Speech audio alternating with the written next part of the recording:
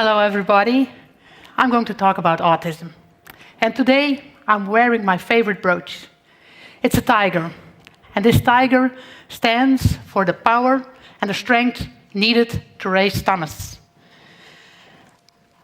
Like this little tiger cub, this cute tiger, my son, Thomas, is very vulnerable because the world is very hostile. People don't really know a lot about autism.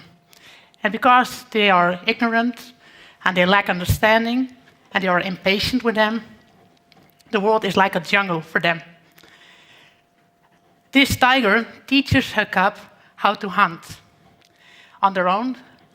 We teach our children to be independent. What do you want for your children? You want them to be happy, have nice friends, good relationships, a job. So that is what I wish for Thomas. This talk is about autism. And I'm speaking about autism spectrum disorder, in short ASD. It's about a group that is normal to highly intelligent, the biggest group of people with autism. And when you have autism, you have trouble with social interaction and communication. Raising a child takes a lot of time. It's very demanding.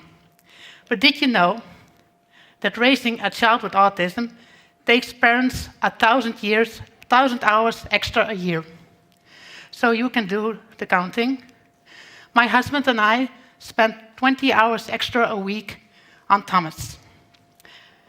Almost 3 hours a day. And you're thinking, what? So many hours? Where do those hours go to? Well, they are for the same things when you raise a child.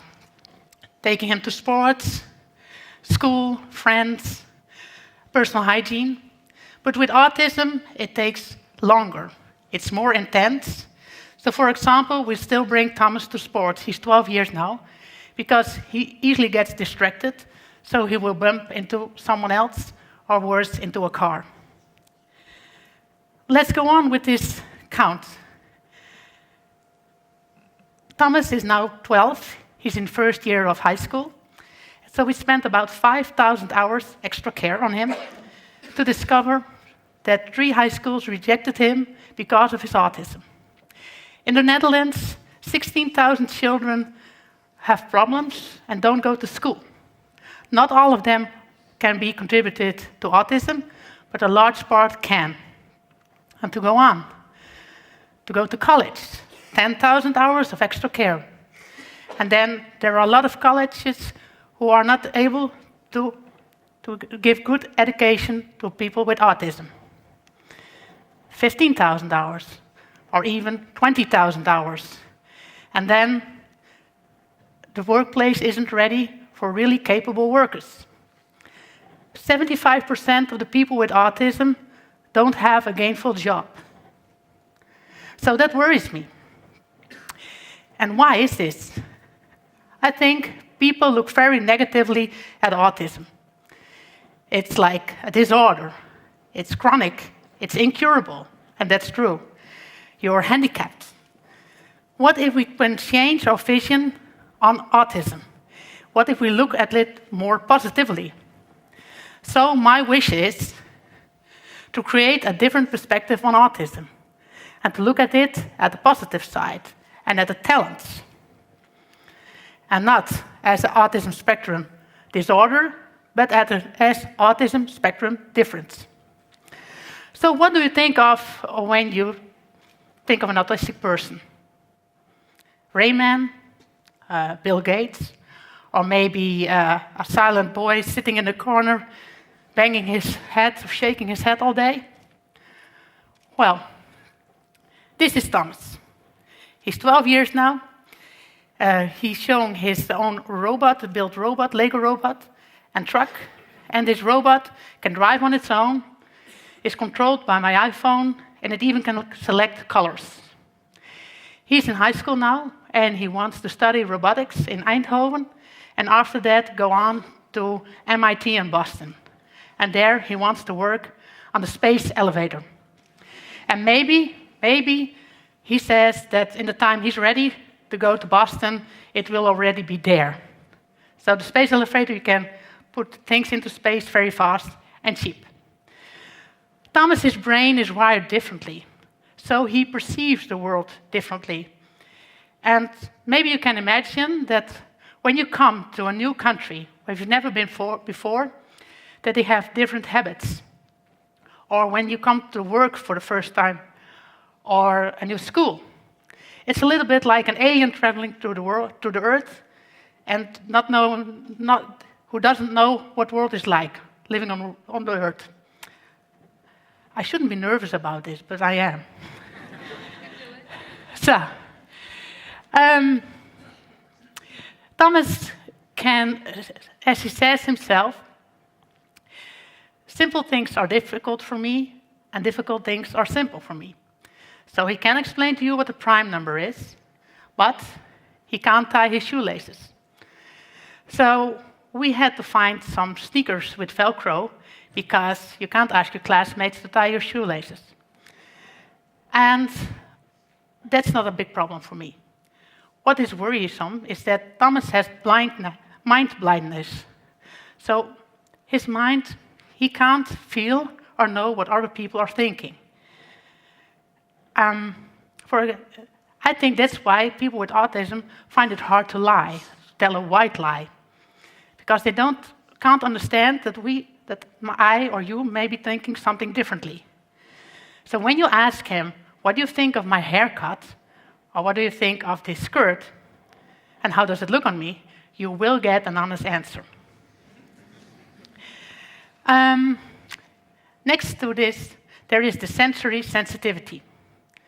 It's like food, smell, and for Thomas, it's definitely bright light. So he's sitting there, somewhere up there, but this is very bright. And when we go to the dentist, he wears my ski glasses. And there is also an excellent hearing. So he can't block out the noise that's always there. So it's like a boom blaster on his shoulder, at full sound, and you can't turn it off. So when he's making a test in the classroom, he will hear all the ticking of the clock or other students making noises, and he will be distracted. I realized a few years ago that when people know more about autism, they can understand better what autism is about. So we started Autism Cafe with 4 mothers, and we organized all kinds of events just to make people more aware and share our knowledge about autism. For example, movie nights, theater performances, and every year on World Autism Day, that's in the beginning of April, we join Light It Up Blue, and we put big buildings into blue light. I told you already some numbers and about the future of Thomas. Will he be able to pursue his goals? Will he be able to make a career in high tech or whatever he wants? And so it's time for the next step. I want to start an Autism Campus. And on this Autism Campus, people can learn, work, and live. There will be a rebound high school. So that means that when students feel ready, they can return to their old school. A campus sounds close and protective, but it's also open. The Latin word means open field. So teachers can come there and learn about autism and go back to their own school and practice what they learned. When you are, the school should be autism friendly. And autism friendly is about accommodations and modifications. So you can accommodate Thomas, for example, to put him in the front row or to give him some more time for a test. You can modify your lessons too. I saw this picture once, and it's about a gymnastic lesson, and you have a giraffe, a monkey, and a turtle. It's not a joke. And the gymnastic teachers asked them, okay, you guys, climb that tree. So that is what gymnastic is like for Thomas. It isn't modified to him. Next to the school, there will be living. Some apartments where people can practice to live on their own.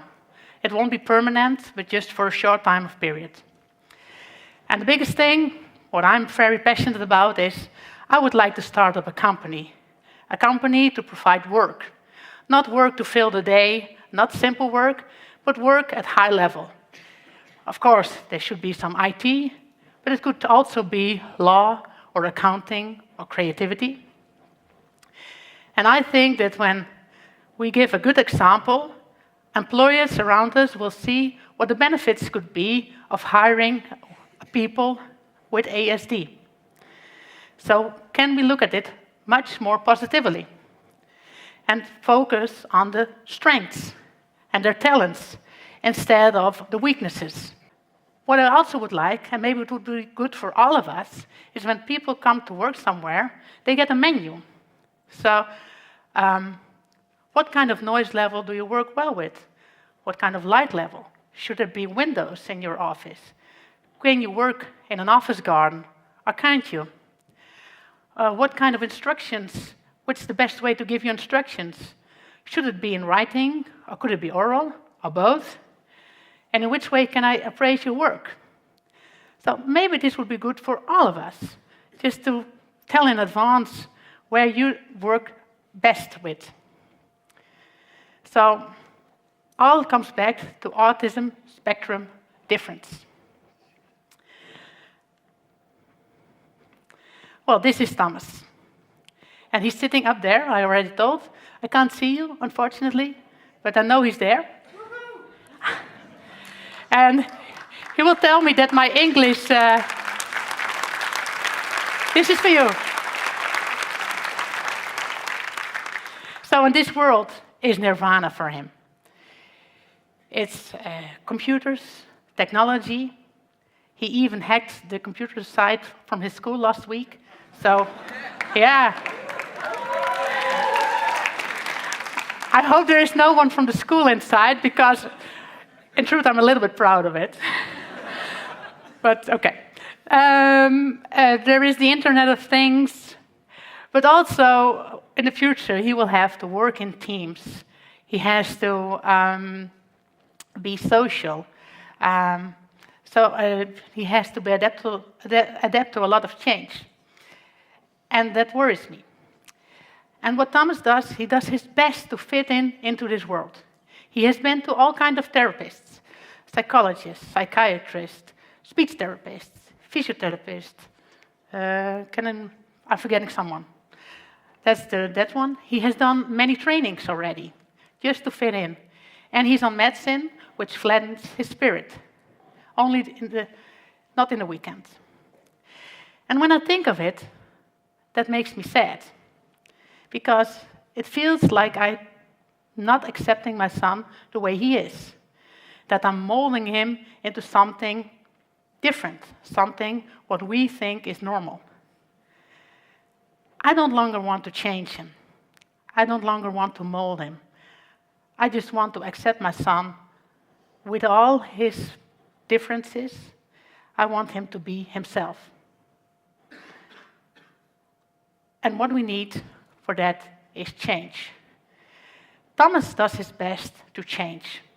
He really wants to belong to this world and be just like you and me. But what if we change? We change our perspective. That is what I really wish for.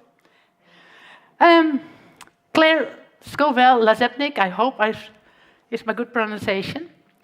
Don't think that's a different, better child hiding behind the autism. This is your child. Love the child in front of you, encourage his strengths, celebrate his quirks, and improve his weaknesses, the way you would with any child. And the change I'm already asking for you has to come from us, from you and me. And that is what Tom is going to say now. If we can change a man, we can change the world.